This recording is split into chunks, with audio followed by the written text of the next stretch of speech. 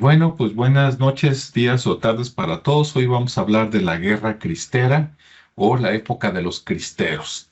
Y si usted entonces, pues vamos a darle al tema este de los cristeros. Sí, Ricardo, ¿tienes algo por ahí de historia para leer? Para empezar. Sí. Sí, fíjate que sí, ¿Mm? deja nada más ver, porque tengo dos, como una muy detallada y otra muy en resumen. Yo creo que Ujú. voy por la parte detallada para también no ahondar mucho, digo, por la más en resumen, Ujú. este, porque de alguna manera creo que ya ustedes también traen más información y también para complementarla. Ujú. Pero vamos a ver, pues, qué fue la Guerra Cristera, ¿no? Sí. Que fue, bueno, pues generalmente en la parte de la historia de México, pues ya sabemos que tuvo como muchas etapas. Y una Ujú. de estas etapas, pues fue precisamente esa guerra, digamos, con la parte católica, ¿no? Digamos que es un conflicto armado entre la parte, pues, de los cristianos o la parte católica, pero que se llevó a un punto más, eh, pues religioso, ¿no? Y este conflicto, pues bueno, tuvo su tiempo entre 1926 y 1929, es cuando se empieza a generar todo esto.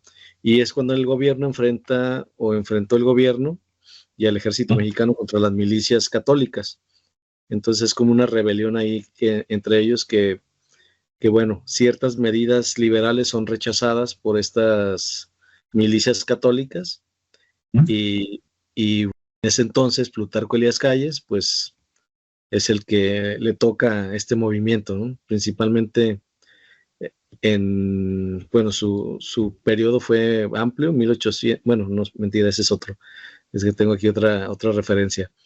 Pero bueno, en general, esta persona, Plutarco Elías Calles, se imponía mucho a generar restricciones a la parte de la Iglesia Católica. Y estas restricciones, pues obviamente perjudicaba intereses de los católicos y pues se empezó a generar un conflicto y el cual pues se desencadenó en una revolución, en una guerra que se conoce hoy en día como Guerra Cristera, pero que tuvo una afectación pues en todo el país, pero principalmente en ciertas zonas. Entonces esta tensión, ahora sí que ya posrevolucionaria, porque pues ya había pasado la revolución, este, y empieza a generar mucho ruido entre los sectores, principalmente los conservadores y todos los que estaban afiliados o con alguna afiliación religiosa.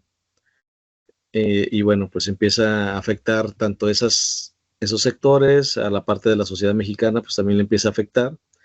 Y pues ahí hay algunos importantes antecedentes de esta guerra, que finalmente, después de la promulgación de la Constitución de 1917, donde se niega la personalidad jurídica de la Iglesia, que también es algo de lo que ya venían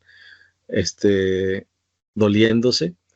Pues bueno, además se prohíbe la participación del clero en la política, el culto público, eh, bueno, el culto público fuera de los templos, ¿no? En las iglesias, pues obviamente sigue estando eh, bien visto y se sigue manteniendo ese derecho, pero sí fuera de esos recintos, pues ya no se puede, ya no se podía en aquel entonces realizar. Entonces, sumado a todo esto, pues en 1921 empieza a haber un atentado, o hubo un atentado en aquel entonces en la antigua Basílica de Guadalupe, con el cual se intenta pues destruir la imagen de la Virgen. Y este atentado pues finalmente falla y bueno, se empieza a difundir entre los católicos la creencia de que había sido un milagro pues de que no hubiera sido afectada la imagen, lo que pues empieza también a instalarse la idea de que debían proteger los intereses y su fe a cualquier costo, ¿no? Entonces empieza a ver como esa parte fanática de todas las religiones o todas las sectas. Y en este caso, pues bueno, la guerra cristera empieza en el 26, en 1926, termina en el 29, con una firma de acuerdos llamados arreglos entre los gobiernos y autoridades eclesiásticas. Entonces, digamos que de esa forma se empieza, en ese lapso, pues se da el inicio y el fin, ¿no? Pero Ujú. pues en sí las causas de la guerra cristera, pues bueno, sigue siendo ese tema de las restricciones. En el 1926 se reducen el número de sacerdotes permitidos en el país, o sea, también hay una restricción en cuanto a los que ejercen esa profesión. Entonces, pues bueno, ya se empieza también a, a hacer como un movimiento más de incomodidad, porque bueno, ya me está restringiendo parte de mis ritos, está ahora restringiéndome el número de sacerdotes o personas que pueden estar en el país, e incluso se empieza a modificar el Código Penal para que se fijen penas muy concretas en todo lo que se pudiera estar haciendo y que se incumpliera de acuerdo a lo establecido en la Constitución, ¿no? Entonces se empieza a proteger esa parte ya por ley. Y bueno, pues empieza a ver la respuesta, ¿no? Como decía, de la parte católica, la parte conservadora, y se empiezan a recolectar firmas. Obviamente hay muchos también en contra de todo esto, pues obviamente se empiezan a defender, se empiezan a ver muchos boicots en contra de esta, digamos que Liga Nacional Defensora de la Libertad Religiosa que se genera en aquel entonces. Y luego también les empiezan a generar impuestos, ¿no? Entonces es otro tema que también pone en contra de esta ley, y se empieza a generar más fricción todavía, pues, porque pues ya les hicieron restricción en los ritos, restricción en la cantidad de padres, y después empiezan a ver temas donde ya afecta la economía. Y bueno, pues así es como empiezan a hacer ese movimiento bajo el lema de Viva Cristo Rey o Viva Santa María de Guadalupe, que era como la parte de insignia que utilizaban. Y bueno, empezaron a hacer acopio de armas con obviamente todos los que estaban a favor, y empezaron a confrontar a la milicia. Hicieron un ejército de campesinos, y obviamente después había más personas preparadas para este tipo de guerras o de defensas que ellos estaban tratando de realizar. Y bueno, todo esto de defensores o libertadores que empezaron como campesinos armados, después reciben el nombre de cristeros, ¿sí? Y bueno, obviamente se ignora por qué fue elegido ese nombre para los militares, pero pues se imagina que por el tema de Cristo Rey, ¿no? Que era lo que ellos gritaban o utilizaban como grito de guerra en este tipo de movimientos. Como primera parte. Muy bien, así es. ¿Quieres comentar algo, Julio, sobre esto? Sí, lo que se me hace a mí también interesante es el principio, los motivos de este conflicto, ¿no? Que yo en pláticas de personas viejas cuando era pequeño, escuchaba mucho a Plutarco Elías Calles, que lo nombraban mucho en aquellos tiempos los señores, los viejitos, ¿no? En sus pláticas de política. Y lo que yo escuchaba es que ese señor tenía unos pensamientos como muy tipo socialistas. Que eso fue más o menos el principio de la guerra, porque ya también aquí, viendo el tema, se dice que este mismo Plutarco empezó en las escuelas a impartir una educación al mero estilo comunista, socialista, ¿no? Y que de ahí también fue donde se vino todo este auge de él mismo para hacer estas leyes o cambiar estas leyes, que en toda esta renovación que él quiso hacer a la Constitución, entre eso estaba el quitarle los bienes a la iglesia, porque también eran personas que ya habían visto cómo eran los gobiernos anteriores o cómo era el sistema que traían los europeos, que todo el tiempo estaba entrometida la iglesia con lo que era la parte de gobierno, ¿no? Y que pues él vio también algo que no quería que eso pasara en el país naciente, ¿no? Que era México. Entonces muchos lo ven como un tirano, pero yo también veo que en realidad estaba tratando de proteger al país, ¿no? Porque esas medidas a lo mejor no, o ese pensamiento también lo tiene el expresidente Manuel López Obrador, ¿verdad? A lo mejor no fue tan extremo, pero también tiene ese tipo de ideología. Es como el no querer dejar que esas élites religiosas lleguen y tengan algún tipo de control sobre el mismo gobierno, ¿no? Y yo pienso que eso fue lo que pasó, y pues en esta guerra se dice por ahí que hasta 250,000 personas perdieron la vida en este conflicto, que pues sí tuvo una duración de alrededor de 3 años, pero que después de esos 3 años que fueron los más recios, los más duros, donde hubo más batallas, más muertes, después de eso muchos de los campesinos o de las personas del común no se quedaron conformes, y el conflicto pues se siguió, que en una forma menor, pero continuó. O sea, fue algo que no se dio, no se dieron todos los elementos que la gente estaba pidiendo para poder estar tranquila. Y que si eran, como te digo, no, o sea, o como estamos viendo, que si eran unas medidas muy extremas, porque no se les dejaba a las personas el expresarse. Es como si fuera algún tipo de represión contra tu libre expresión, ¿no?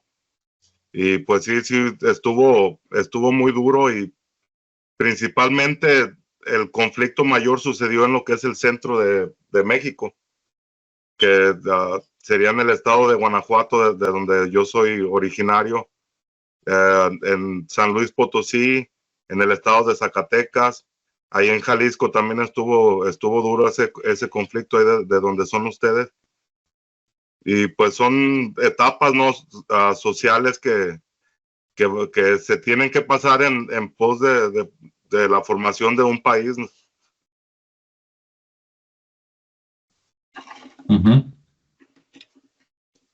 Ok, pues sí, digo, más o menos por ahí va la cosa.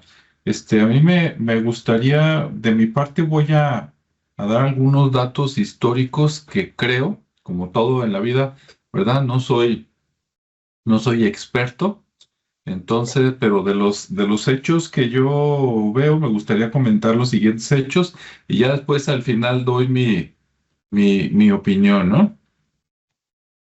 Bueno, me voy a ir más atrás para que la gente, sobre todo los que no son mexicanos, que nos estén viendo o escuchando, entiendan un poquito qué pasó para llegar a esta guerra, ¿no?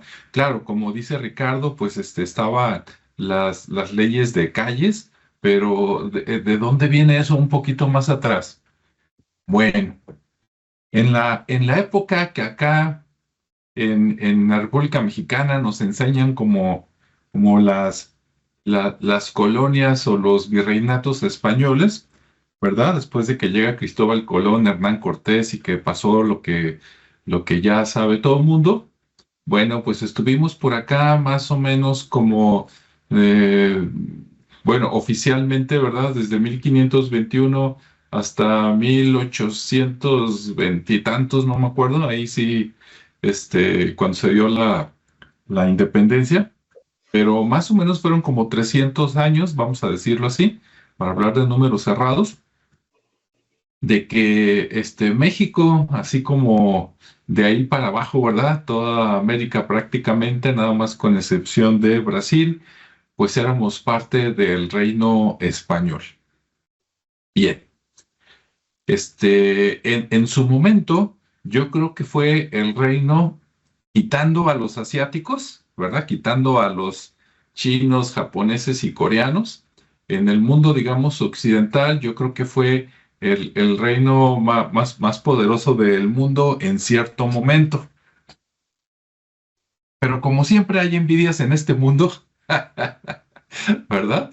Y yo sé que voy a decir unas cosas que a lo mejor a muchos les van a caer mal, porque en la educación oficial mexicanas durante muchas décadas nos han puesto al reino español como el culpable de todos nuestros males, ¿no? De la Malinche para acá, etcétera. Claro que pasaron algunas cosas muy feas, ¿sí? No dice uno que no, pero también no todo lo malo que nos han platicado, pues es tan cierto, ¿no? La famosa, ¿cómo se dice? Historia negra o algo así se llama, Ricardo, ¿verdad? Sí, le dicen. Sí, Este, sí, de hecho. la historia negra, ¿no? Que esa historia negra parece ser que incluso viene de fuera. Bueno, me voy a ir rápido para no echar mucho rollo. El chiste está en que cuando el reino español estaba, digamos, en su apogeo más grande, ¿no? Que era España, casi toda América, las Filipinas,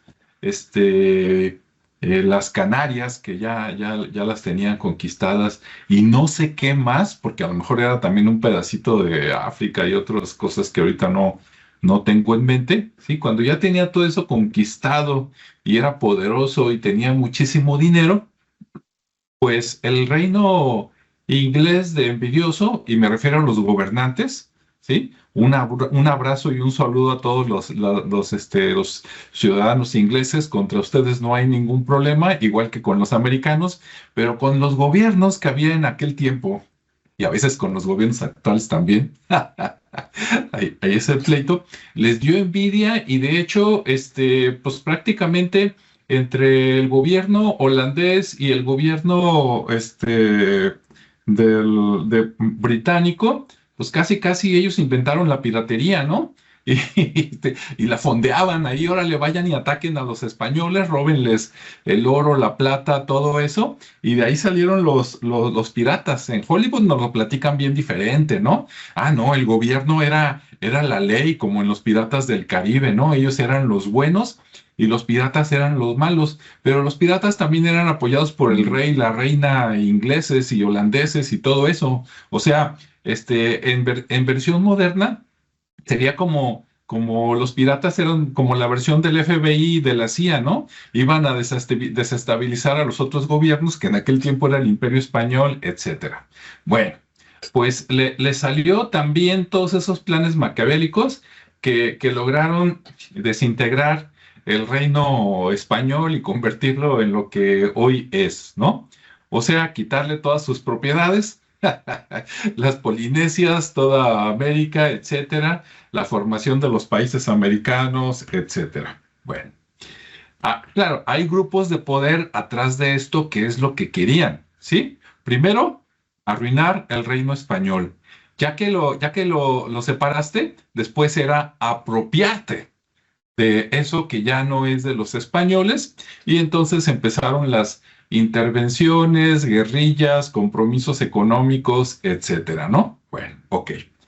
Vámonos a México. Bueno, en México, su periodo de independencia, si me equivoco, ahí me corrigen, creo que es más o menos como de este, 810, 1821, algo así, ¿no? El periodo a lo mejor me equivoco, pero más o menos. Cuando México se independiza y se supone que es un país libre y soberano, ¿verdad? Se cosa mentira, pero bueno, uno se la cree y anda bien orgulloso. Entonces, ya después de que estábamos disque de libres y soberanos, hubo un montón aquí de tradiciones, como en todos los países, ¿no? Que los presidentes nos duraban bien poquito y entre unos se mataban con otros y se estaban disputando el poder, apoyados por grupos extranjeros como de costumbre, ¿no? En este caso, pues entre franceses, ingleses y los hermanos del gobierno americano por acá desestabilizando México desde entonces y hasta la fecha, ¿no? Bueno, entonces, después de que ya habían hecho pedazos el reino español, ¿qué quedaba? ¿Sí? ¿Qué quedaba para apoderarse de México? Pues quedaba la religión. O sea, la religión todavía fue algo que llegó con los españoles, ¿verdad? La religión católica, y tenía un poder muy grande. De alguna manera eran los que cogobernaban junto con los reyes españoles. al desintegrar el reino español acá en América, pues queda la iglesia. Y la iglesia tenía un poder muy grande, ¿no? Tenía tierras, dominaba a la gente, digamos que eran como las redes sociales de antes. Y aparte, incluso tenían propiedades y producían.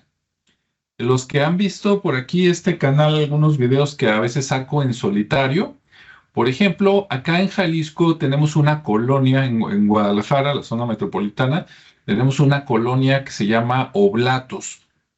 Y resulta que los Oblatos era una orden de sacerdotes. Ignoro de dónde venga, ¿no? No sé si era española, italiana, vaya usted a saber. Pero era la orden de los monjes Oblatos y se le quedó el nombre. Y ahí había una hacienda, la hacienda de Oblatos, que seguramente tenían una persona como prestanombre, que él era el que administraba, pero realmente quien estaba detrás era la Iglesia Católica. Entonces la Iglesia Católica era dueña de algunas haciendas, y pues ahí tenía producción, o sea, tenían mucho poder, ¿no? Para bien o para mal. No dudo que en algunos casos fuera para bien, pero también en algunos casos, pues a lo mejor era demasiado poder. Y desde ahí, después de que se independiza México, pues siguen 100 años de, de andar dando palos de ciego, ¿no? Consolidando pues el gobierno, hasta que en 1910 estalla luego la Revolución Mexicana, ¿verdad? Como siempre, los de la izquierda contra los de la derecha, ¿no? En pocas palabras, como dicen en otros lados. Y entonces, la versión oficial es que la Revolución Mexicana dura de 1910 a 1917.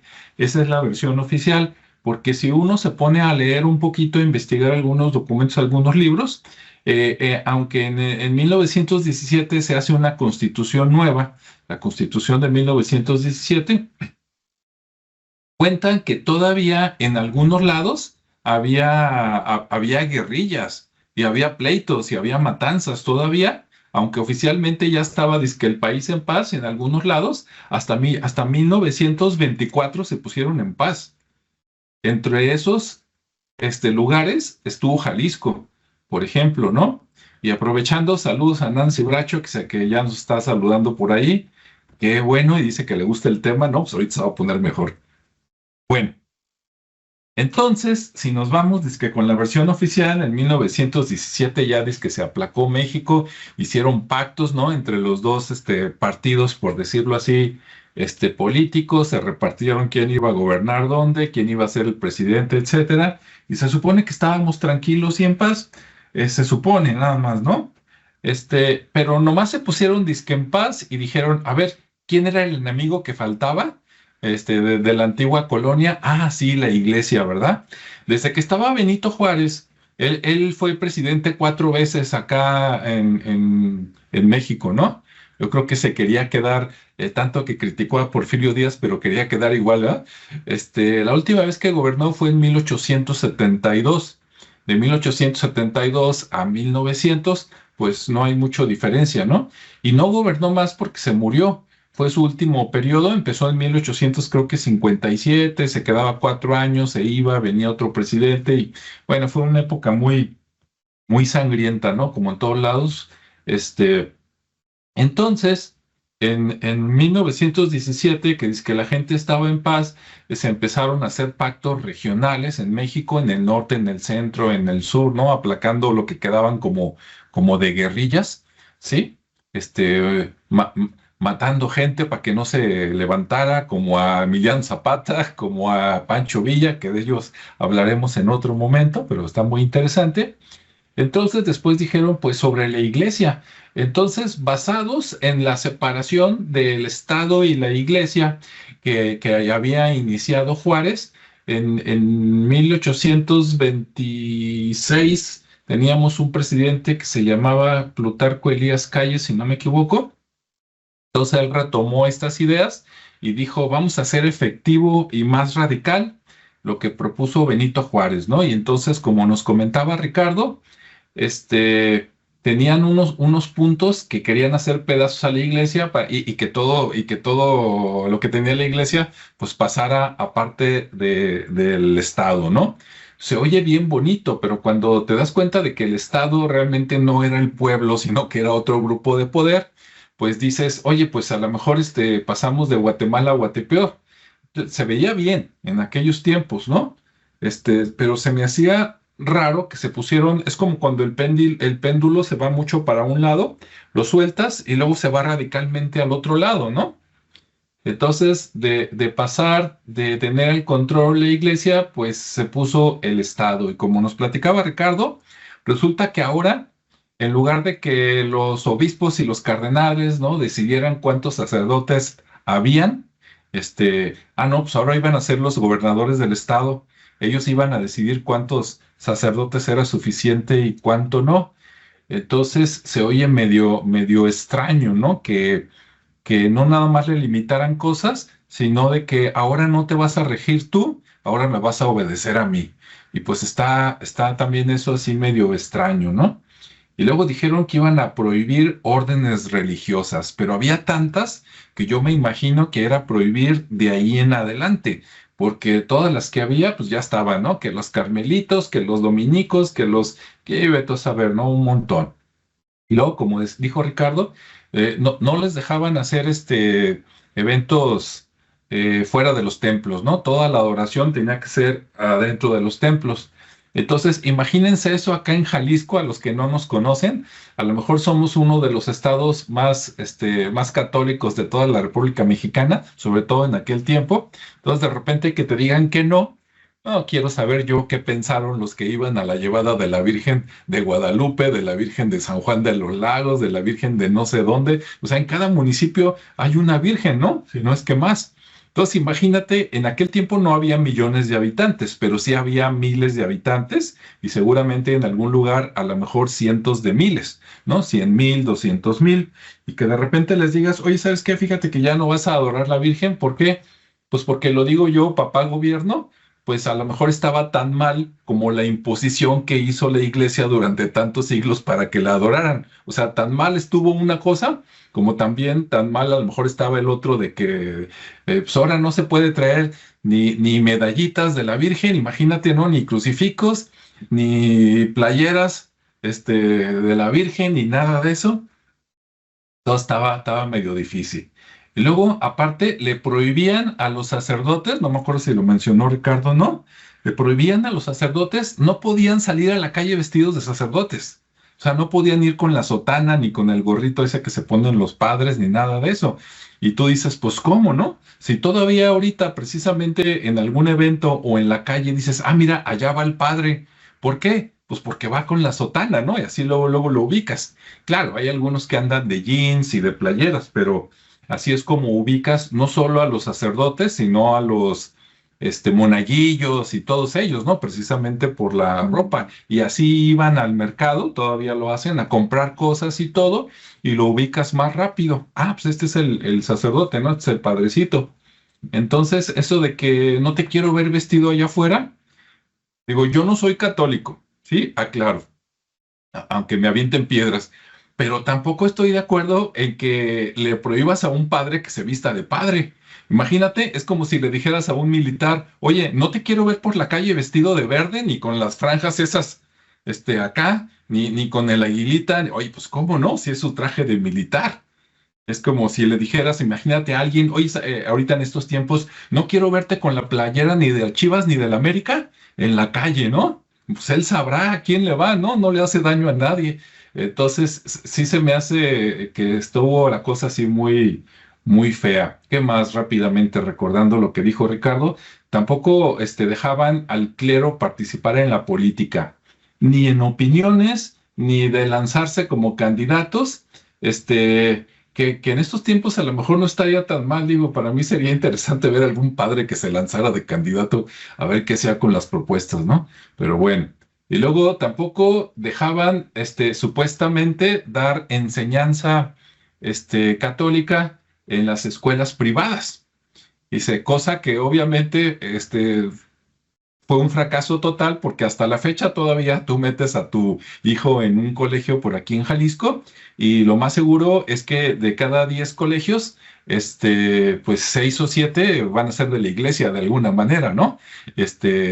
Unos disfrazados de institutos todavía y otros con todo el nombre, ¿no? De Escuela Santa Mónica, Escuelas Fray Pedro de Gante, ¿no? Escuela no sé qué, el ITESO, la UNIVA, etcétera, ¿no? Pero bueno, en aquel tiempo decían que nada de educación religiosa en escuelas privadas. ¿Por qué en privadas? Pues porque las públicas, pues ahí el gobierno se encargaba, ¿no? De que supuestamente, de que no se diera nada de la religión. Ok, y también le quitaron los bienes, que yo creo que fue de lo que más le dolió a la iglesia, ¿no? Porque era pues un terrateniente en la iglesia, tenía, no nada más eran dueños de los templos, sino de los templos con los huertos que tenía el templo, los monasterios, los conventos, y seguramente tenían también muchos, ¿cómo se dice? Pues tenían casas y bienes, ¿no? Hay gente que se moría y tenían tanto pecado o les había lavado tanto el coco también el padrecito antes de morir que le donaban bienes a la iglesia, ¿no? Entonces la iglesia también tenía terrenos, casas, edificios, etcétera, ¿no? Bueno, y ya por último, y no permitían que vinieran sacerdotes extranjeros. Entonces, si venía un sacerdote de Estados Unidos, de Francia, de otro lado, supuestamente no lo iban a dejar acá, ser sacerdote, ni dar misa, ni nada de eso, ¿no? Entonces, bueno, más o menos así estuvo la cosa. Obviamente, esto no solo le caló a la iglesia, sino que le cagó hoy nomás, le caló, casi, casi, ¿eh? Le caló a los feligreses, ¿no? A la gente que iba a misa todos los días, o por lo menos cada domingo, pues también, imagínate, dice, me van a quitar la misa, a mi santa patrona, a no sé qué. Yo creo que hay cosas que deben de hacerse paulatinamente, precisamente para que no haya algo tan violento como una contrarreacción. Pero al gobierno le valió Wilson y entonces ni la gente le gustó, a los padres menos. Entonces los padrecitos dijeron, pues nos levantamos en armas en 1926. Fíjense, apenas en el 17 se había acabado la Revolución Mexicana, como les digo, en algunos lugares hasta el 1924. Entonces, si apenas hace 2, 3, 4 años que se había acabado la Revolución Mexicana y de repente llega la Guerra Cristera, la gente estaba desgastada, había familias que habían sido diezmadas, que habían muerto en la Revolución Mexicana, a lo mejor hasta familias completas, y de repente, pues ahora levántate porque hay que defender a la religión. Pues también fue una guerra que duró, como dijo Julio, 3 años, poquito menos, 2 años y medio, y entonces era el gobierno federal contra la iglesia, ¿no? Obviamente, desde que comenzó el pleito, desde mi punto de vista, pues iba a ganar el gobierno. ¿Por qué? Porque el gobierno estaba recién armado. Acababan de ganarle a los revolucionarios, ¿sí? A Zapata, a Villa, al pueblo. Acababan entonces, y estaban recién armados de todo el armamento que les vendió Estados Unidos, el gobierno de Estados Unidos, precisamente para acabar con el pueblo, ¿no? Para matar gente. Entonces estaban recién armados y dices, oye, pues si pudieron con los revolucionarios en todo el país, ¿tú crees que no van a poder ahí con pues con la iglesia, ¿no? Con los feligreses que no tenían entrenamiento militar ni nada de eso, aunque algunos militares también eran creyentes y algunos de esos, digamos que desertaron y ayudaron más o menos a entrenar a ciertos grupos, lo que ahora llamaríamos como grupos paramilitares. Pues en aquel tiempo la iglesia también fue un grupo paramilitar y pues había balazos y había de todo. Como el dicho que tenemos acá en Jalisco, ¿verdad? No sé si también se usaba ya, Julio, en Guanajuato, que dicen que a río revuelto ganancia de pescadores. Ese dicho creo que también lo tienen allá en España. Pues aprovechando esta guerra, también hubo gente mala que se metió a ayudarle al gobierno, y gente mala que se metió a la iglesia también, y que dijo, no, pues aquí de repente voy, mato a alguien, me quedo con su tierra, o voy, me gusta aquella muchacha, pues me la voy a robar, ¿verdad? Ya sea de un bando o del otro, y fue un relajo.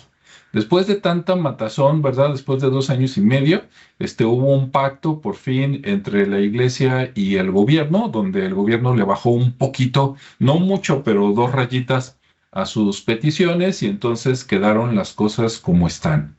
Y por último, de mi parte, pues yo creo que de cada familia aquí en Jalisco, si los juntáramos, por lo menos uno de cada 10 familias te va a decir que tiene una historia de un familiar que era padre y murió en los cristeros, o que sus hijos, lo que sería de mi generación para atrás, mis abuelos o mis bisabuelos, alguien murió ahí en la guerra cristera, si es que no también desde antes en la revolución, por andar defendiendo ahí al Cristo Rey, ¿no? Entonces, pues así estuvo la cosa. ¿Algo que quieras agregar, Ricardo? O otro punto de vista, ¿no? Porque también a lo mejor yo aviento mis locuras y ustedes tienen una vista muy diferente y también se vale. Sí, claro. Pues digo, ya lo mencionaste, creo que está bastante claro.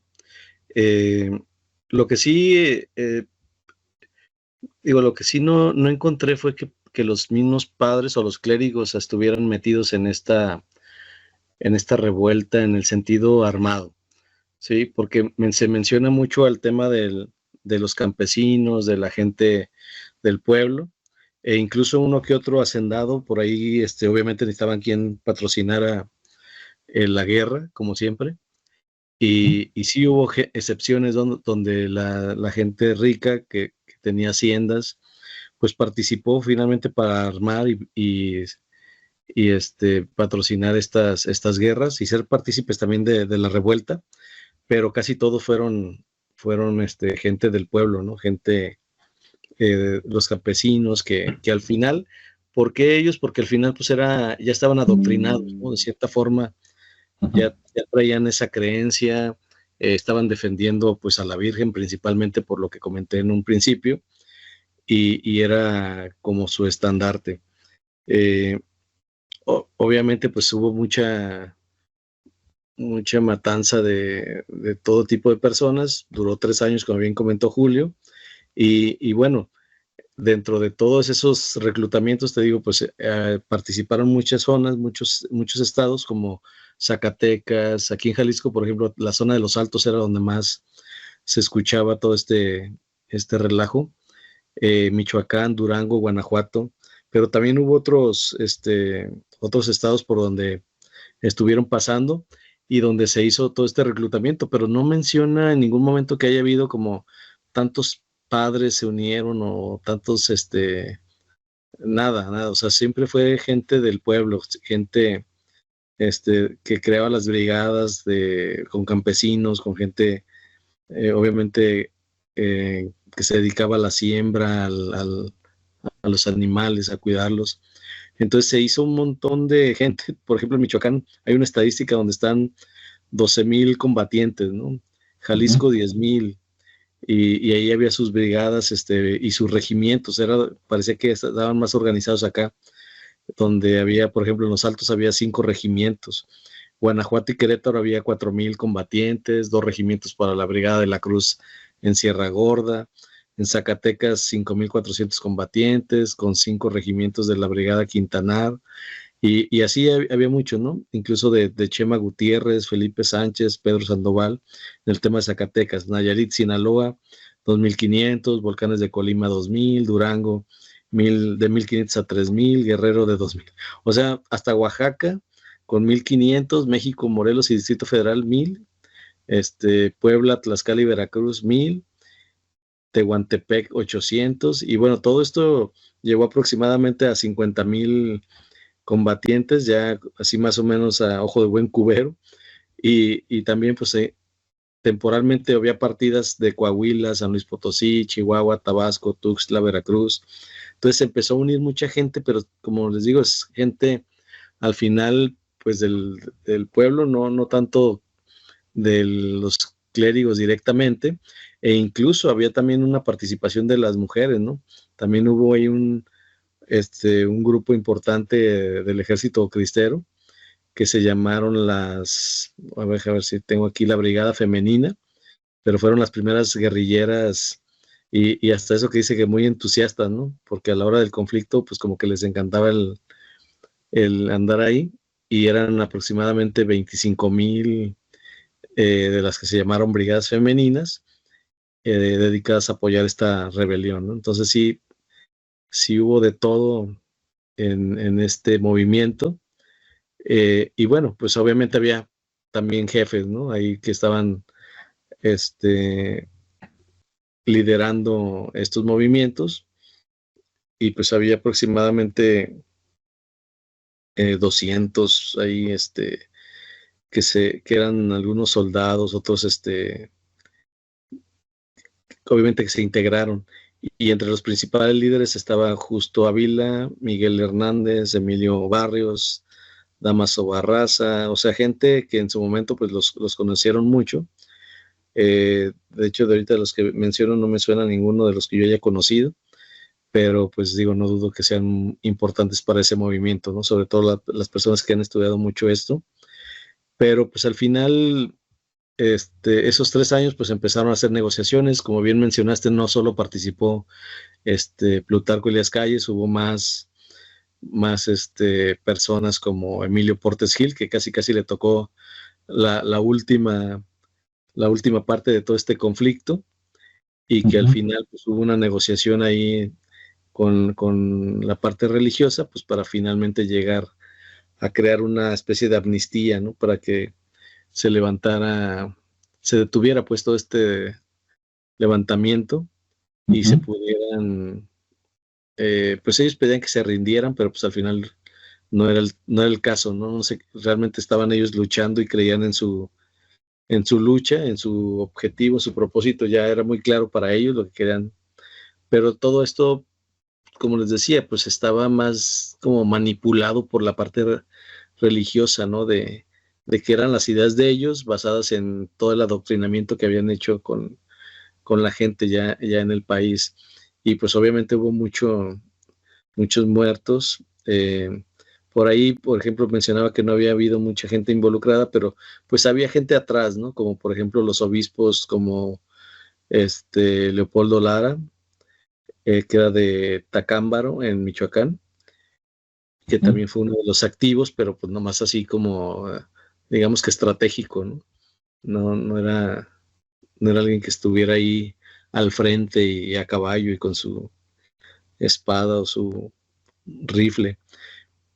Y bueno, así hubo mucha más gente importante que estuvieron ahí hasta que se da el dichoso tratado en 1929, firmado por Portes Gil y el obispo Pascual Díaz, ya como un acuerdo para terminar con este conflicto, mejor dicho.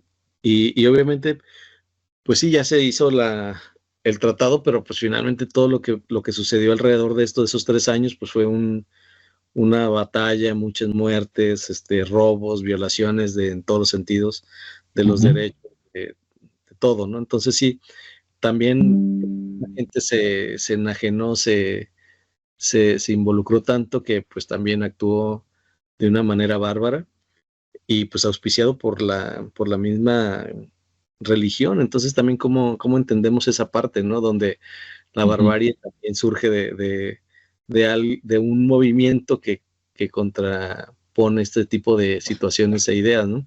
Es ahí donde a mí me genera mucha incongruencia que haya habido este tipo de movimientos, pues, sobre todo porque pues al final eran temas de derechos, ¿no? De decir, está bien, te estoy limitando en tus ritos, en tu número de personal, pero pues lo que más les dolió no fue tanto eso, sino más bien que se metieran con algo que ellos ya habían ganado, que eran la riqueza, los territorios, los bienes. Y ahí fue donde dijo, espérame, pues, te estás metiendo ya mucho en esto y me estás todavía quitando mis cosas. Pues ahí fue donde ya empezaron a decir, no, es que hicieron un atentado contra la Virgen y nos están quitando nuestros derechos, pero están afectando nuestra fe. Y bueno, ya fue todo un tema manipulado, ¿no? Desde mi perspectiva, porque al final ni metieron las manos ellos, usaron a la gente como carne de cañón, y aparte provocaron abusos que no debieron de ser, pues, porque pues ya veníamos de una revolución, y pues todavía con este tipo de situaciones que involucraban actos de fe y de situaciones que bueno, yo no lo veo como tan necesarias, pero que en ese momento pues se generaron de esa forma, ¿no? Ya sea la cultura, el momento, no sé, la parte de los incitadores o de cómo se plantearon las situaciones, pues bueno, yo creo que sí enardeció a la gente, lo vieron como un ente débil y quisieron apoyarlos, ¿no? Pero bueno, al final ahí quedaron los números, ahí quedaron las estadísticas de lo sucedido y pues obviamente la matanza en todos los sentidos, como digo, los abusos, violaciones de derechos de todo tipo. Y pues ahí entre todo eso también quedó robos, ¿no? La parte de que mucha gente, o en esa etapa cristera, pues había robos y los que querían ocultar sus riquezas, pues las escondían, las enterraban, y posteriormente, ya más contemporáneamente, pues luego la gente empezó a andar haciendo excavaciones y encontrando esos tesoros. Pero bueno, ahí lo dejo nada más. Muchas gracias, Ricardo. Antes de darle la voz aquí a Julio, quiero comentar algo rápidamente. De los famosos túneles, ¿no? Que existen en Guadalajara, antiguos, así como en otros lados, ¿no? En Guanajuato, en otros lados. Algunos se atribuyen a la época precisamente de los virreinatos españoles. Otros se atribuyen a la época de la Revolución Mexicana, hacer túneles para salir por otro lado, ¿verdad? Y que no me atrapen y también guardar mis tesoros. Y los últimos túneles históricos que se atribuyen precisamente son de la época cristera, de 1920 y tantos, también para huir, para esconder gente o para sacar tesoros o para salvarle la vida a alguien, ¿no? Nomás, ahorita que Sí, lo correcto. comentaste, qué bueno, Ricardo, dije, lo voy a mencionar. Adelante, Julio, lo que gustes comentar.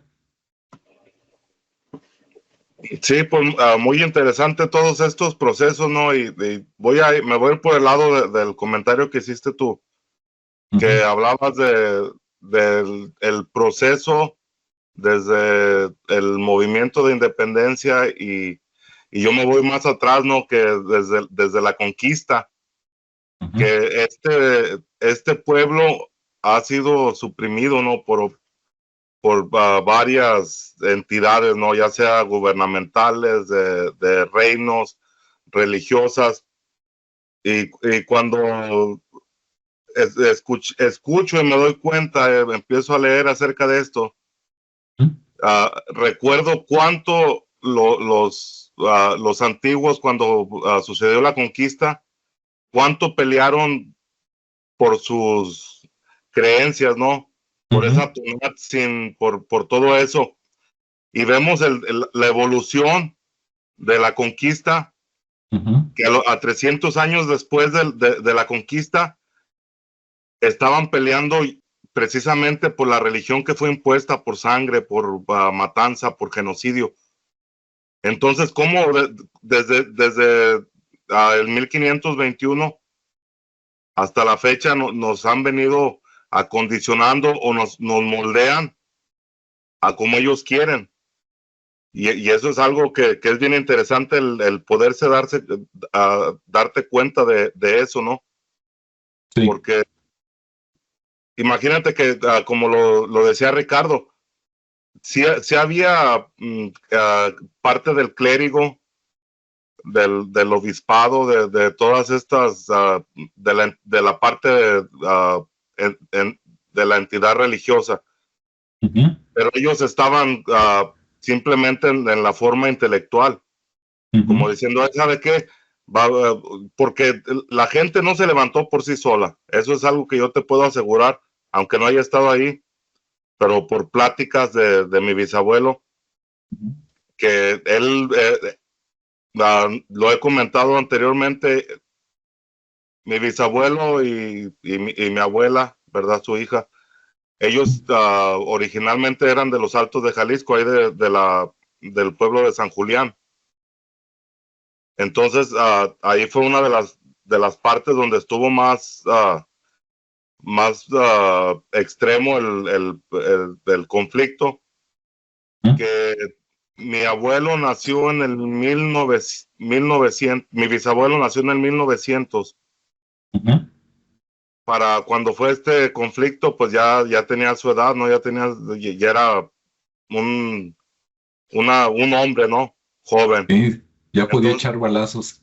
exactamente. Entonces no era opcional el ir a pelear.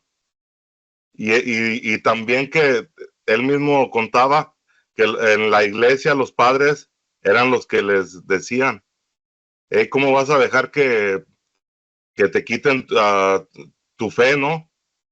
Porque ¿quién te protege? Te protege la Virgen, te protege la imagen del Cristo, por eso gritaban el Cristo Rey.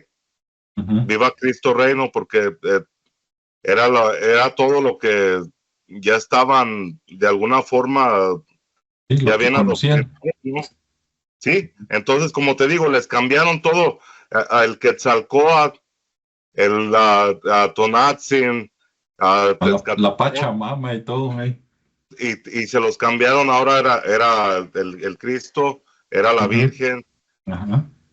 Entonces ahí vemos cómo hemos sido manipulados, ¿no? Durante la historia Sí, desde la conquista. Y sí. fíjate, hay aquí unos datos que encontré. Dice que esta ley fue firmada en el 21 de junio de 1926 y Ujú. fue hasta alrededor de 1929 que terminó el conflicto más grande. Ujú. Ahí después de eso hubo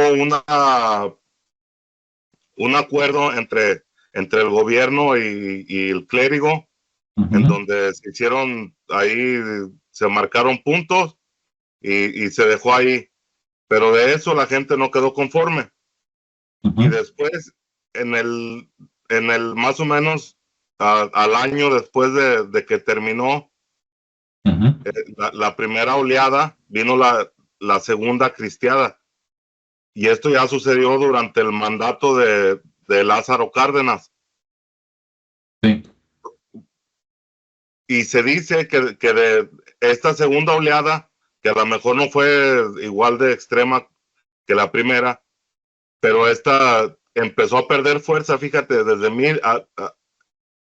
1930 empezó a perder fuerza hasta 1936 y en 1940, cuando el Estado cedió y permitió la libertad de culto, fue cuando se calmó. Ujú. Y vemos, si nos vamos desde lo que fue la revolución, para no irnos tan lejos, desde la revolución supuestamente terminó en que fue 1917, que fue Ujú. ya Sí. cuando se hizo la constitución, Ujú. que fue en 1917, ya después de eso, como lo que mencionabas, no terminó todo el conflicto en 1917. Siguieron guerrillas y siguieron haciendo y Sí. deshaciendo, Sí. porque era difícil contener. Había muchas personas que no estaban de acuerdo y aunque ya habían perdido a los líderes a la cabeza de todo esto, pues ya no tenían ese mismo impacto. Haz de cuenta que les dieron ahí el golpe letal, pero eran Ujú. personas que, o sea, no se iban a dejar así, ¿no? De aquellos mexicanos de aquella época, uh, gente muy conflictiva y no se dejaban. Entonces, Ujú. terminaría como en el 1924, todo eso, desde la revolución, desde 1910. Sí. Tan solo pasaron algunos años cuando se produjo este otro conflicto, que no Ujú. terminó más o menos hasta 1940. Y ahora, fíjate, en la actualidad, seguimos teniendo conflictos que ahora ya no Ujú. son los mismos, pero Ujú. son de conflictos sociales. Ahora tenemos la guerra del narco, que es algo que yo sé que en todas partes de la República Mexicana tenemos experiencia de haber pasado por eso, más las personas que aún viven ahí, que en estos tiempos ya está a cuando yo me vine, la mera verdad, yo si regresara a México, tuviera un miedo que yo creo que no saldría de mi casa, porque ya era la falta de la costumbre, ¿no?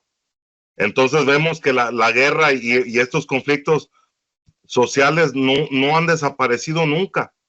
Tenemos unos periodos de paz, de calma, muy cortos y se siguen, y se siguen, y se siguen.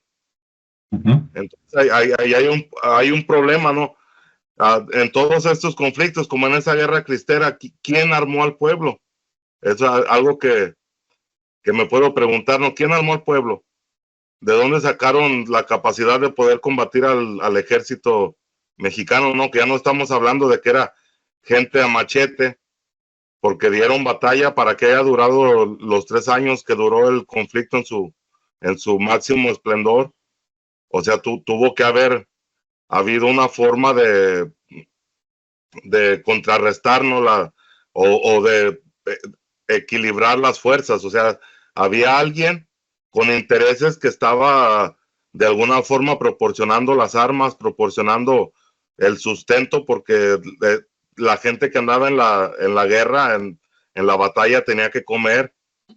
Ahí pasaba que llegaban a las haciendas, llegaban allá a donde iban pasando, y ya nomás mi abuelo nos contaba que decían, ahí vienen los cristeros, y a correr, a esconderse, y ellos eran gente humilde. O sea, imagínate a los hacendados. Por eso es que hay tantos tesoros, ¿no? Por ahí escondidos en toda esa zona, principalmente lo que es el centro de México, que yo he escuchado de muchos hallazgos que encuentran oro, monedas, todo ese tiempo, y que en muchas ocasiones están los pozos.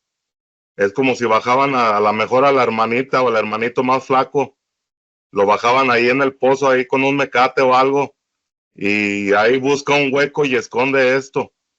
Y ahí es donde en muchas ocasiones han encontrado tesoros, ¿no? Y por eso también hay tantos lugares que podemos ver que hay el fenómeno de apariciones como de espíritus, de almas en pena, porque pues en nuestro suelo, en México, lastimosamente, pues ha corrido mucha sangre, ¿no? Por mucho tiempo. Sí. Ahora, en parte, digo, no es toda la respuesta, ¿no? Pero eso que dijiste que quién armó el pueblo, pero es que como tú dices, recordemos que veníamos de la Revolución Mexicana y en la Revolución Mexicana tenían armas, ¿no? Dices, ah, sí, pero ganó el gobierno y se los quitó a los rebeldes. Pues sí, pero había gente, la gente normal, ¿no? Así como tú y yo y todos los que nos escuchan, la gente normal le tenía miedo a los dos. Llegaba el ejército federal y decía, enciérrate porque se van a robar a mi hija, me van a matar a mí, y llegaban los cristeros y también les daba miedo. O sea, la gente normal, como siempre, nomás sufrimos los, las locuras de un bando y del otro, ¿no? Entonces, digo, algunos se quedaron con armas. Y luego en aquel tiempo, México era como Estados Unidos, de que tú podías traer una pistola antes, ¿no? Andaba ahí en el fajo, como en las películas de los disquecharros mexicanos, ¿no? O sea, estamos hablando de 1920 y tantos, no de 1950, ¿verdad? 1960. Entonces, en aquellos tiempos, pues sí andaba gente a caballo como en las películas y traía sus armas, y la gente que trabajaba del campo, pues tenía machetes, etcétera, ¿no? Déjame compartir aquí rápidamente. Por aquí tengo unas fotos que mañana en la versión editada, se va a ver más bonito, ¿verdad? Pero ahorita nada más para darnos una idea. Mira, ahorita ya, Pero siempre sí, hay intereses, ¿no? Ajenos claro, hasta el mismo país, ¿no? Porque es como lo que comentabas de los reinos, sí. No, como no, no, aquel. de que todo es causa de grupos externos, que desestabilizan cualquier país cuando les da la gana y que toman lo que quieren, es que ni qué. Y lo siguen haciendo. O sea, Sí, no es algo que lo veamos como historia, es algo que está presente todavía, nomás que son muy sutiles, ¿no? para hacer esos movimientos, pero pues vemos que son las mismas personas, las mismas familias que han sido desde hace cientos de años, ¿no? Que por ahí se les atribuye como allá desde los 1600 por allá, ¿no? Todos que han venido haciendo estos desastres en todas partes a donde ponen el ojo. Así es, y si nos vamos más para atrás también, se acaba de conectar, o por lo menos de comentar también Javier Fregoso, le mandamos un saludo. Dice Javier, ya falta poco para los 100 años de la Guerra Cristera. Efectivamente, pues ya casi se va a acabar el 2024, nada más se acaba el 2025 y en el 2026 se ajustan 100 años, ¿no? Del inicio de la Guerra Cristera. Dice que le gustan mucho los programas que hacemos aquí en el canal. Hombre, pues eso da gusto. Nos levanta la moral, ¿verdad, muchachos? Sí, pues ya hay que echarle más ganas. Sí, bueno, ahorita les estoy compartiendo aquí una foto de las armas que supuestamente se usaron en la Guerra Cristera. Seguramente es lo mismo que se usó en la Revolución, ¿no? Nada más que en la Revolución había más dinero, porque habían grupos que le estaban metiendo dinero al gobierno federal y otros grupos que le metían dinero a los rebeldes y estaban más armados, ¿no? Pero pues como vemos aquí, pues había pistolas. Luego yo no soy especialista en armas para decirte, mira, este es calibre 38 y tal, pero bueno, hay pistolas y pues hay machetes, cuchillos, hoces, ¿no? Esas cosas con las que se corta el pasto y todo eso. Entonces, pues ahí estaba, ¿no? Hay una foto que si ustedes buscan los cristeros, aparece en internet, que es esta, donde están las vías del tren, al lado hay un sembradío y como ven hay unos postes que no sé si son postes de la luz, postes del telégrafo o postes de qué, lo ignoro, pero están puestos de manera equidistante y como ven ahí hay gente colgada. Afortunadamente no están tan cerquitos como para que YouTube aquí nos tumbe el video, pero se ve que hay gente colgada y por ahí abajo a la derecha hay un letrerito que dice católicos ahorcados, ¿no? Puse un comentario ahí a la derecha que digo, no sé si eran de la Revolución o eran de la Guerra Cristera, pero luego me quedé con la duda y dije, ¿dónde vi esta foto? ¿Dónde vi esta foto? Y me acordé que en una de mis idas a Ciudad Guzmán, hay un hotel enfrente de la plaza de Ciudad Guzmán, Jalisco, que se llama el Hotel Zapotlán. Y es la siguiente diapositiva y es la misma foto. Y ahí este es un recorte de un periódico. A la izquierda dice católicos colgados por el gobierno mexicano a lo largo de las vías de ferrocarril cerca de Zapotlán el Grande, entre comillas, Ciudad Guzmán, en Jalisco. La repercusión en los medios de comunicación, o sea, en el periódico de aquel tiempo, a raíz de esta fotografía fue tan negativa, o sea, la gente se encabronó, como quien dice, que posteriormente el presidente Calles ordenó al secretario de Guerra que en el futuro se colgara a la gente lejos de las vías del ferrocarril. ¿Sí? Entonces los políticos de aquel tiempo, igual de poca mami que los actualmente, ¿no? O sea, Qué bueno, no les... Sí, Cuélgalo allá donde no se vean. exactamente, no le dijo no los mates, no le dijo vamos a detener esto por la prensa, ¿no? Porque me estoy viendo mal, así como Biden, por ejemplo, ¿no? Con Medio Oriente y todo eso, no, le dijo síguelos matando, pero que no se vean porque pues va a llegar la prensa, ¿no? Entonces mátalos allá en otro lado. Y fíjate, aquí en ese punto que estás comentando, Sí. me encontré que de esta guerra hay mártires. Y hay Sí. uno que es de nombre José Sánchez del Río, el niño cristero, que tenía 14 años cuando primeramente fue apresado y ya apresado lo asesinaron, yo creo lo fusilaron, ¿no? Que era la forma de matarlos. Que por ahí hay una canción creo que la canta Vicente Fernández, donde lo van a matar y que nomás al último dice viva Cristo Rey y Fuego. Esa canción habla de eso de los de los cristeros. Y este niño dice que fue canonizado por el Papa Francisco el 16 de octubre del 2016, o sea, hace algunos 8 años, ¿no? Que fíjate, hasta ya un santo ahí de la guerra de los cristeros ya salió. No, hay un montón. De hecho, si vienes, mira, nada más acá en la ciudad de Guadalajara, por ejemplo, uno de los templos más antiguos de Guadalajara es el templo es el de Mexicalcingo, ese es el nombre, Ricardo. ¿Cuál de los que están ahí por el que está no, el que está a una cuadra de Avenida 16 de Septiembre, casi atrás del INEGI. Ah, sí, sí. Cerca, sí, ¿no? Es el de Mexicalcingo. En ese templo ustedes se meten y luego al entrar hay una como capillita y ahí ahí hay un mártir, no me acuerdo cuál es, pero ahí te dice el nombre y todo, que era de los Altos de Jalisco, ¿no? O sea, de la parte norte de Jalisco.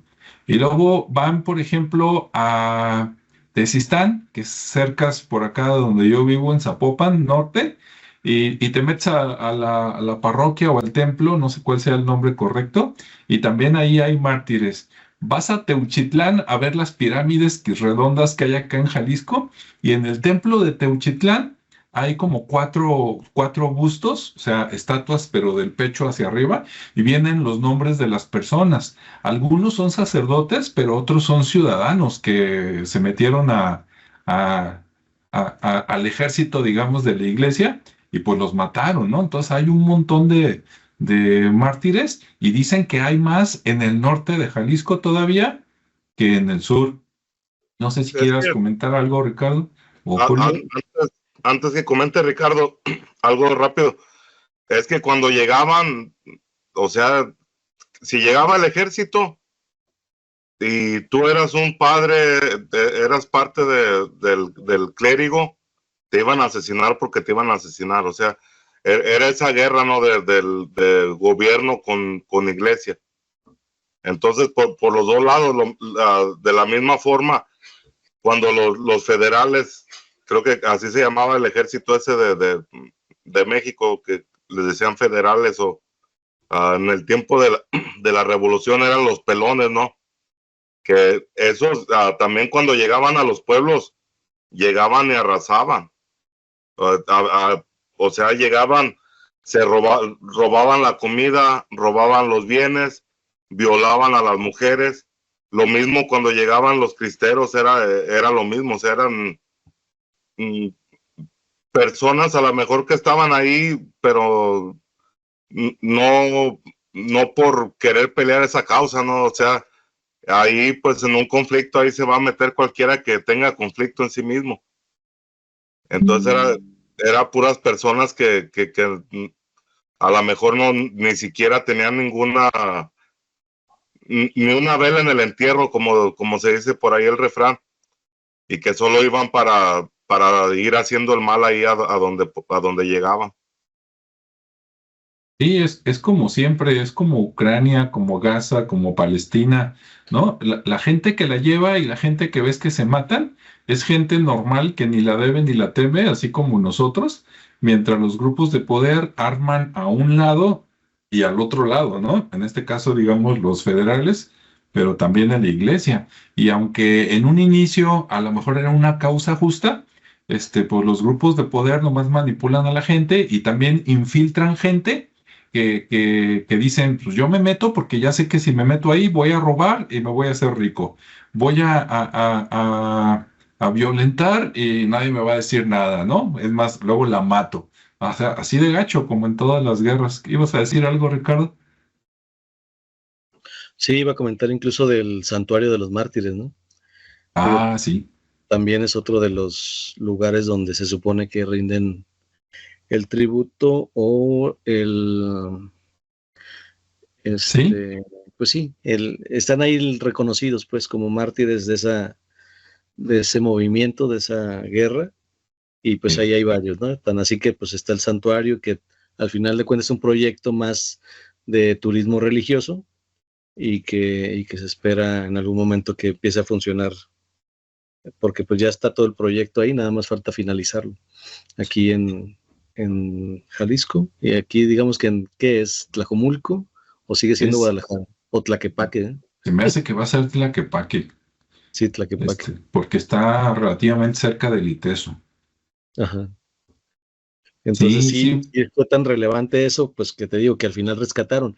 Y sí, hay mucha gente de la iglesia que está ahí reconocida, que fueron los pocos que dieron ahí como la cara, otros que no sabía que incluso no, que eran civiles, por así llamarlo, y ese niño, ¿no? Que también no tenía conocimiento de su existencia y ujú, que aparte haya sido ya canonizado, pero bueno, es parte de lo que yo lo denomino como el merchandise del catolicismo, ¿no? Al final de cuentas son sí, figuras que son necesarias para mantener a la clientela ahí presta.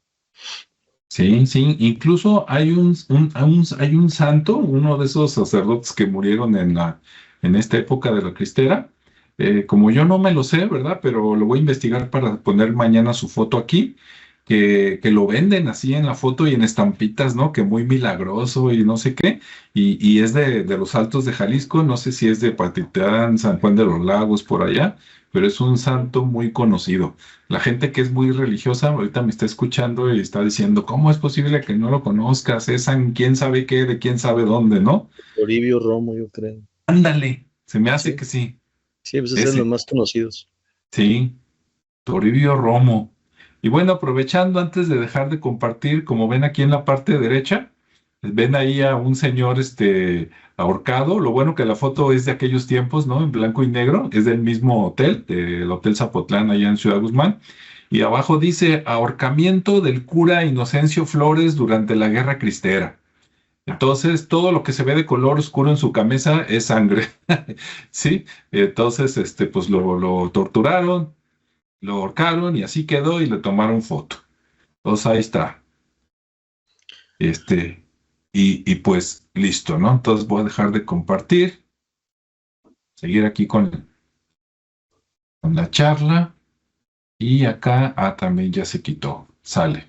Bueno, ahora, hace rato, dijo Ricardo que él supiera, pues no había gente en la iglesia, digamos, como guerrilleros. Claro que detrás de, como también lo dijo, pues seguramente sí, los obispos y los cardenales, pues tendrían que estar en la parte de la estrategia, ¿no? De alguna manera, por lo menos enterados o algo. Yo tenía esa impresión hasta ayer en la noche, pero hoy en la tarde fui a una comida con, con, con compañeros consultores e instructores de Coparmex, a los que les mando un saludo, pero les pregunté a ellos, oigan, ¿ustedes tienen algún relato de su familia, de sus padres, de sus abuelos, de la época cristera? Y no, me contaron una de cosas impresionantes, pero uno de ellos, nada más voy a decir uno de ellos que estudió en el seminario, o sea, fue seminarista, por parte creo que de los jesuitas, pero se arrepintió en el año que les dan de ve y conoce el mundo, y pues conoció a las mujeres y ya no volvió.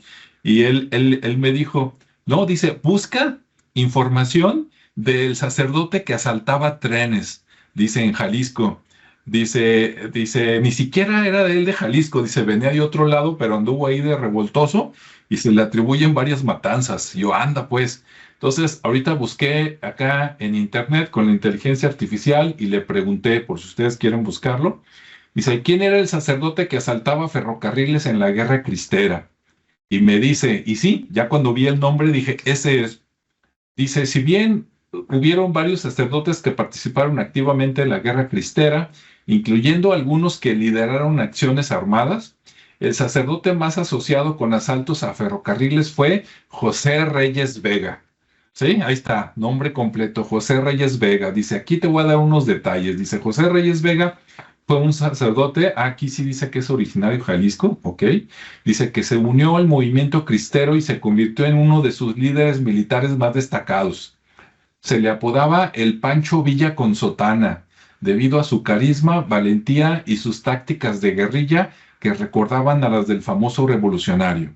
Con ese pedacito suena que lo están tratando como un héroe, pero a mí mi compañero me dijo que era un verdadero hijo de su reverenda madre, ¿eh? Y luego dice, participación en la guerra. Reyes Vega se levantó en armas en 1927, o sea, como a la mitad, y rápidamente se ganó el respeto y la lealtad de sus seguidores. Lideró numerosas acciones militares contra las fuerzas federales, incluyendo ataques a trenes, que eran utilizados para transportar tropas y suministros. Entonces, en un ataque a un tren, ¿usted cree que se va a subir así nada más de buena onda y no se mueva nadie, venimos de parte de Cristo Rey de Monterrey? No, pues iban también con lujo de violencia, ¿no? Dice, asaltos a ferrocarriles. Los asaltos a ferrocarriles, o sea, del mismo, eran una táctica común utilizada por los cristeros para obtener recursos, interrumpir las comunicaciones y debilitar al gobierno. José Reyes fue uno de los líderes cristeros que más empleó esta estrategia. Entonces, en el ferrocarril venía el parque, el suministro de armas para los federales que estaban acá, y llegaban los cristeros y así como en las películas del Viejo Oeste, se trepaban al ferrocarril y pues se robaban las armas, ¿no? Para seguir dando batalla con las mismas armas del ejército. Y pues de pasada, pues por ahí, si se metía alguien, pues también acababan con su vida, ¿no? Dice, el asalto al tren de la Barca. Para los que no son de Jalisco, aquí hay un lugar que se llama La Barca, Jalisco, ¿no? Creo que es un municipio. Si no es un municipio, por lo menos es una población. Dice, uno de los asaltos a trenes más conocidos atribuidos a las fuerzas cristeras, aunque no se le atribuye directamente a Reyes Vega, es el asalto al tren de la Barca en abril de 1927. Dice, este evento tuvo una gran repercusión mediática, o sea, seguramente salió en el periódico, y fue utilizado por el gobierno federal para desacreditar al movimiento cristero. O sea, el presidente Calles decía, ya ves, no, si son unos desgraciados, ellos son los malos, ¿no? Dice, muerte de José Reyes Vega. Dice, murió en la batalla, precisamente, dice, en la batalla de Tepatitlán, en abril de 1929, durante una de sus victorias militares más importantes. Su muerte fue un duro golpe para el movimiento cristero. Entonces, murió en Tepatitlán, seguramente ya en Tepatitlán, si nos está escuchando o viendo alguien, nos puede dar más información. Bueno, después de ese José Reyes Vega, mencionan a otro. Dice, además de José Reyes Vega, otros sacerdotes también participaron en acciones armadas durante la Guerra Cristera, aunque no necesariamente se les asocia con asaltos a ferrocarriles. Dice, algunos eran Aristeo Pedrosa, otro sacerdote jalisciense que se unió al movimiento cristero y alcanzó el grado de general de brigada. O sea, tenía su puesto militar, ¿no? Dentro de sus ejércitos. Dice, otros sacerdotes, dice, numerosos sacerdotes apoyaron logísticamente al movimiento cristero, proporcionando refugio, alimentos y apoyo moral a los combatientes. En conclusión, José Reyes Vega es el sacerdote más asociado con asaltos a ferrocarriles durante la Guerra Cristera. Si algún día nos escucha o nos ve Guillermo del Toro, aquí hay una historia que vale la pena llevar a la televisión, digo, al cine, ¿no? Aunque sea un mal ejemplo, sí, porque murió mucha gente, pero así como en Estados Unidos hay tantas películas del Viejo Oeste, imagínate una película, ¿no? Hecha por un mexicano, aunque sea hablada en inglés, no le hace que salga Tom Cruise, ¿no? Imagínatela viendo a un sacerdote asaltando un tren federal en 1927 basado en una historia real. No, no, ya nomás con eso se va a llenar el cine, ¿sí o no? Ok, pues adelante. ¿Cómo ves, Ricardo? ¿Cómo ves, Julio? No, pues que ahí vemos que también se les sale el chuki a los sacerdotes, ¿no? Que eso es el sacerdocio, ¿verdad? Sin ofender aquí a mis hermanos católicos, es la forma más cruel de contener la carne de una persona, ¿no? Porque los abstienen de todo. Ahí pues se basan en la vida de Jesús, que nosotros todavía no tenemos esa capacidad y entonces en ocasiones vemos a los padres sacerdotes, a los pastores, que ahora hay mucha mucho auge de iglesias cristianas, que los vemos como si fueran un santo, pero son personas igual que tú y que yo. O sea, no, la misma, es como ese instinto de supervivencia, ¿no? Si vemos que en ese tiempo, de acuerdo a las fotos que enseñaste aquí, y lo que podemos ver en la historia es que era una guerra, uno contra otro. El objetivo era la iglesia. Si pertenecías es como una guerra entre, vamos a decir, México y Estados Unidos. Si eres mexicano, tu objetivo son los del otro bando, ¿no? Y aquí pasó lo mismo. Entonces ahí pues le salieron las agallas a estas personas que, aunque tenían un sacerdocio, lo que haya sido, pero pues no dejan de ser hombres y a lo mejor tenían hasta más agallas que otros, ¿no? Por eso hay el que mencionabas que era jefe de brigada. Ujú. Entonces, personas común y corrientes que simplemente eso es lo que nos ha mermado, ¿no? Como nación, es todo ese fanatismo de ver a personas como algo superior a uno, ¿no? O sea, en conclusión, todos somos iguales, personas, no importa si eres político, si eres sacerdote, lo que seas, no dejas de ser persona. Y que, o sea, vemos cómo sucedió todo esto, que como lo menciono, son problemas sociales y que de repente hay intereses por detrás del pueblo y que no, al final el pueblo tiene dos opciones: o métete al combate o escóndete del combate, porque de cualquier forma vas a ser afectado. O sea, no dejamos de estar en medio de los conflictos, es como en una guerra. Tú piensas que las personas por decir, mencionabas a Ucrania, tú piensas que las personas de Ucrania del común quieren estar en medio de ese conflicto. Pues no. Las personas allá de Gaza que está el conflicto también, ya tiene más de un año que ha habido mucho decesos de personas civiles, de niños, de mujeres, y que simplemente es lo que mencionabas, estamos en medio de dos bandos de personas con ideologías diferentes y que a veces sin deberla ni temerla, sin tener ni siquiera nada que ver con eso, te toca estar ahí, y es lo que pasa, ¿no? Al tener todos estos estatutos por encima de la soberanía de cada persona. Es como si hicieran una encuesta de los conflictos que hay ahorita. Te apuesto que la mayoría de las personas dirían que no quieren que haya guerras, que no quieren que haya conflictos, pero hay poderes y cosas que buscan por intereses que están por detrás de las personas del común. Y eso, como movimientos de independencia, movimientos de revoluciones, no han cambiado nada. O sea, simplemente es como si te dan a tole con el dedo. Pero las cosas siguen igual. O sea, no hay un cambio ni de un lado religioso, porque con tantas religiones y tantos templos y tantas cosas de estas que hay, y la tierra, la humanidad sigue para el carajo.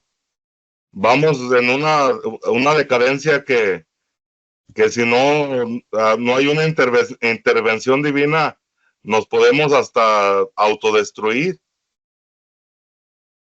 Pues sí, pero pues bueno, poco a poco esperemos que ahorita la gente ya se dé más cuenta, ¿no? Digo, es cuestión de no seguir a los líderes locos. Mira, en aquel tiempo, pienso yo, ¿no? Ya como conclusión, ni el ejército debió de haber apoyado al presidente. Desgraciadamente, el ejército es ciego y le hace caso al presidente, ¿no? Porque se supone que están para ayudarlo. Pero si tú lees las constituciones de todos los países, te dicen que el ejército primero debe de proteger al pueblo. El presidente se supone que representa al pueblo, pero no es el pueblo. Entonces, el ejército tendría la obligación de detener o encarcelar a cualquier presidente que el presidente dijera, vayan y maten al pueblo, ¿no? Así como lo de México 68 y lo de todas esas cosas. Ahí el ejército debería de rebelarse si de veras le preocupara el pueblo y debería de meter a la cárcel al presidente. Y también al revés, ahí anda la gente, digo, los entiendo, ¿no? Pero ahí anda la gente loca siguiendo al padrecito, ¿verdad? Que nos van a quitar no sé qué y están atentando contra Dios, vamos a levantarnos con armas, pues que le vaya bien, padre, ¿verdad? Y que lo cuide Dios.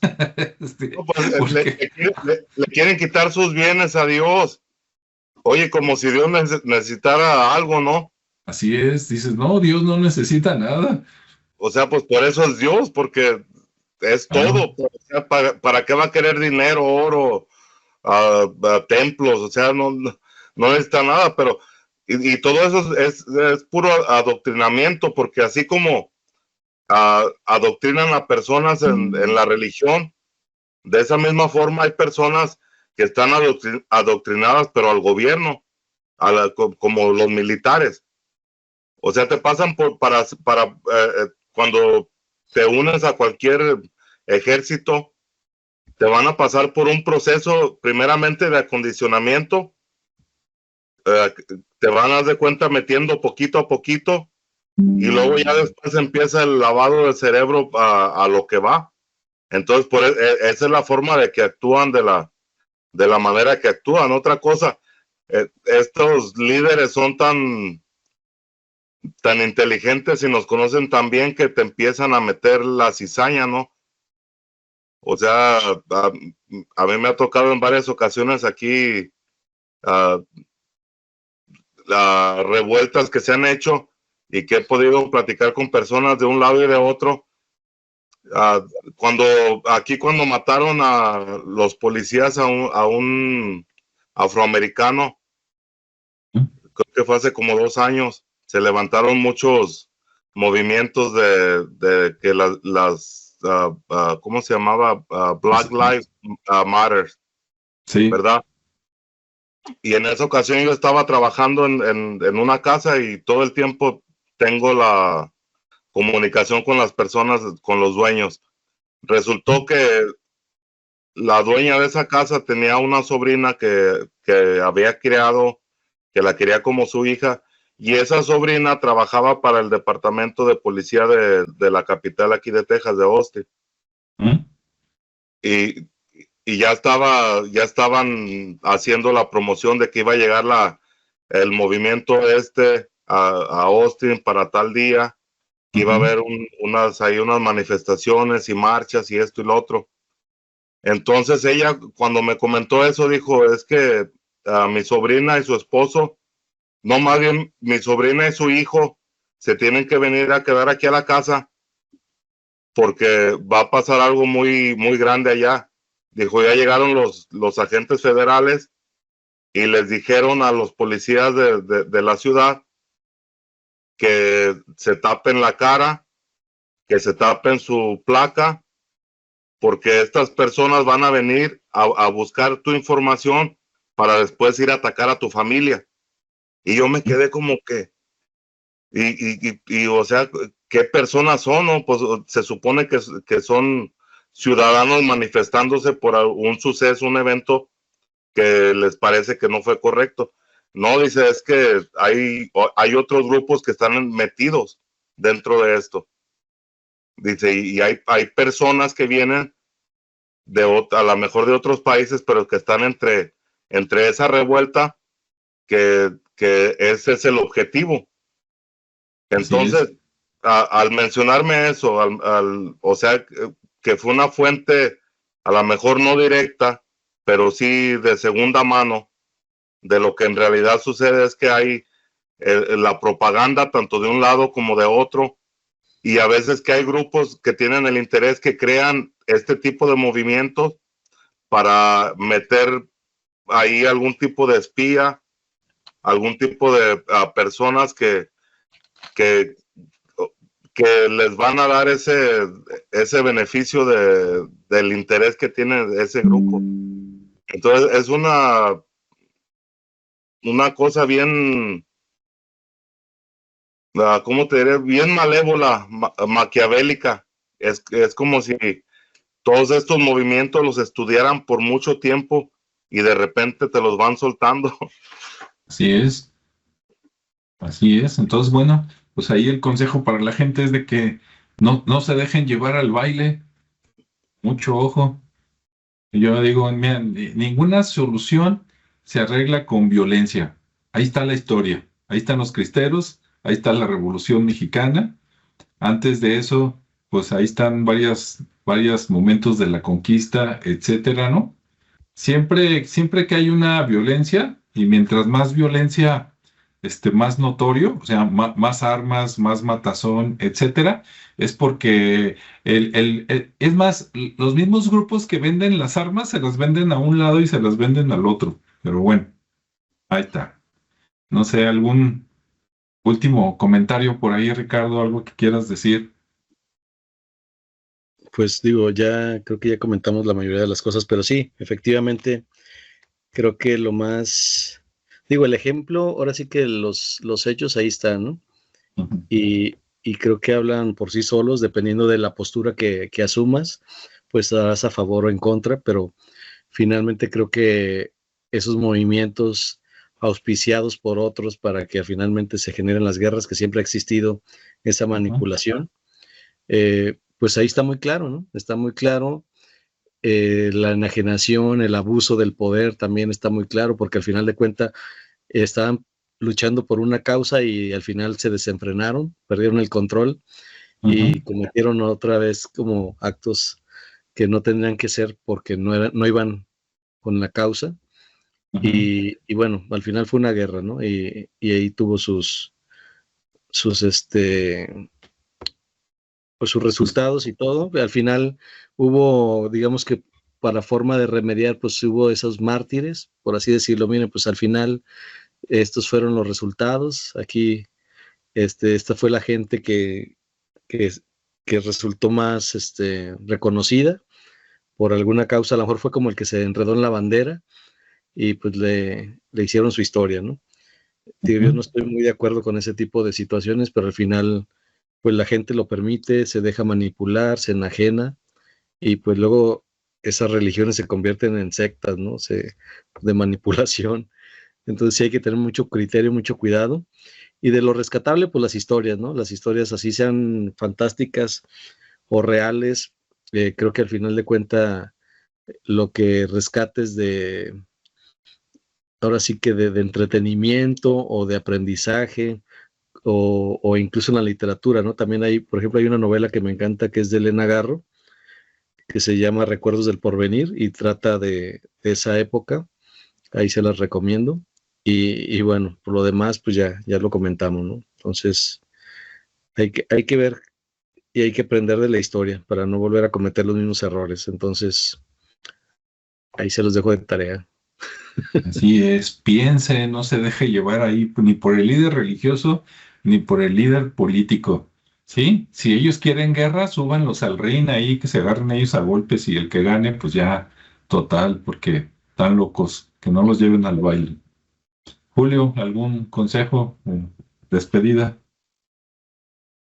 No, pues así como dices, no, hay que, pues hay que aguantar a veces porque vemos, por decir, lo que es la fuerza de la policía, ¿no?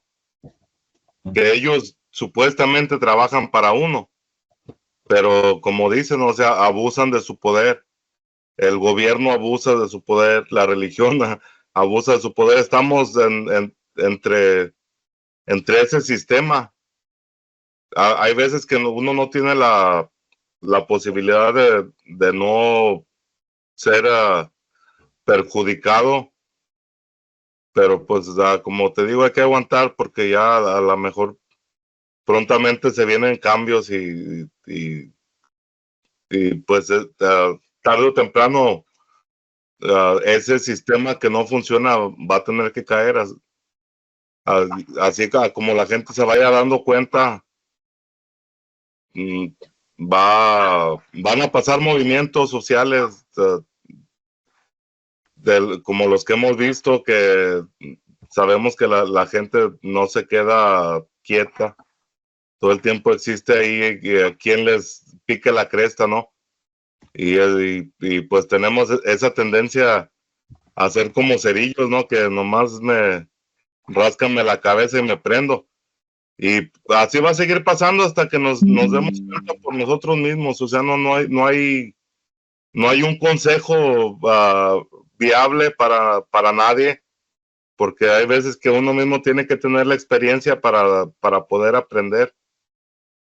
En todas las personas que yo he escuchado comentarios que personas que no, que venga la guerra y que yo me uno al ejército de sabe dónde o de sabe dónde, de acá, o sea, existe la polaridad de los dos bandos y es lo que estamos viendo. Entonces, inevitablemente va a tener que pasar un conflicto grande para que todo ese ímpetu que ya están en las personas se desaparezcan, ¿no? Que se puedan saciar de su ímpetu, pero se va a terminar y eso es lo importante, que no es algo que no va a prevalecer. Muy bien. Bueno, pues muchas gracias a los que estuvieron aquí con nosotros, Nancy, Javier y los demás que están ahí al pendiente, aunque no escriben, pero suponemos que les gusta. Y pues bueno, esto fue Los Cristeros.